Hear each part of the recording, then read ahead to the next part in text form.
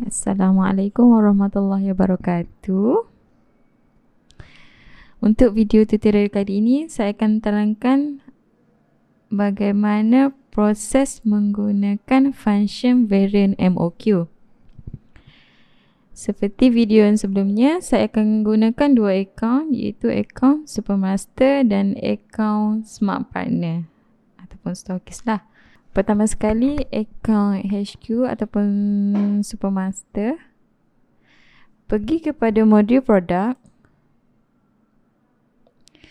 dan pilih mana-mana produk yang ada variant. Sebagai contoh, saya pilih produk gaci 808. Tekan button edit.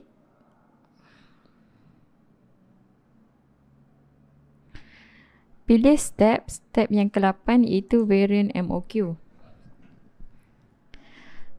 Okey.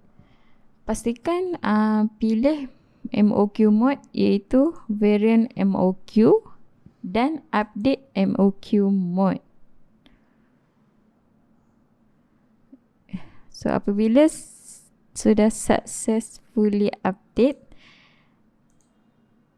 pilih produk variant yang ingin setkan MOQ. Sebagai contoh, saya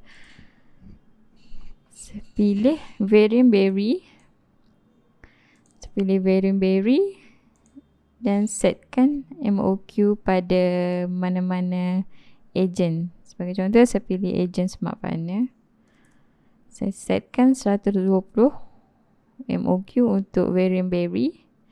Tekan button aktif dan tekan button update. Yang kedua, saya pilih variant Coco.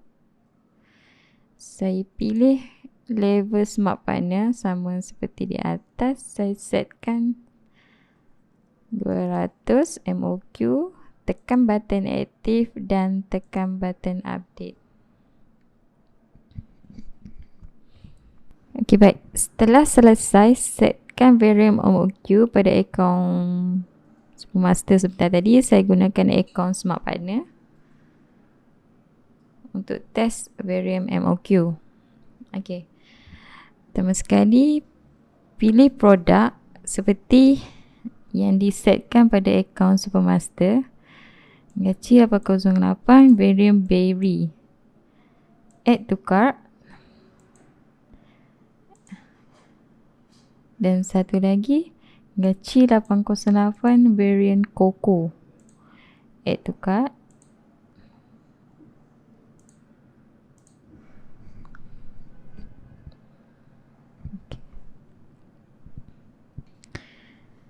So, pada page cart, anda akan lihat variant MOQ.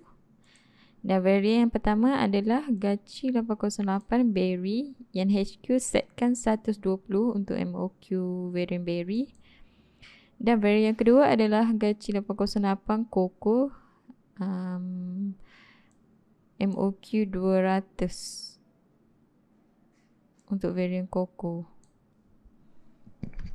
Variant yang kedua adalah gaci 808 Coco yang HQ setkan MOQ 200 untuk variant Coco. Jika variant berry tidak mencukupi MOQ, harga akan menjadi 130. So, Smart Partner ataupun ejen ini mesti beli lebih daripada sama atau lebih daripada MOQ yang telah ditetapkan untuk dapatkan harga level Smart Partner. Okey, baik.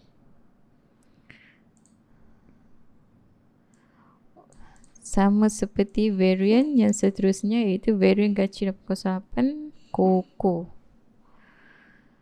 So, jika MOQ tidak mencukupi, Smart Partner akan dapat harga 130. So, untuk dapatkan harga level tersebut mesti order kuantiti lebih daripada MOQ yang telah ditetap. Okay, next boleh check out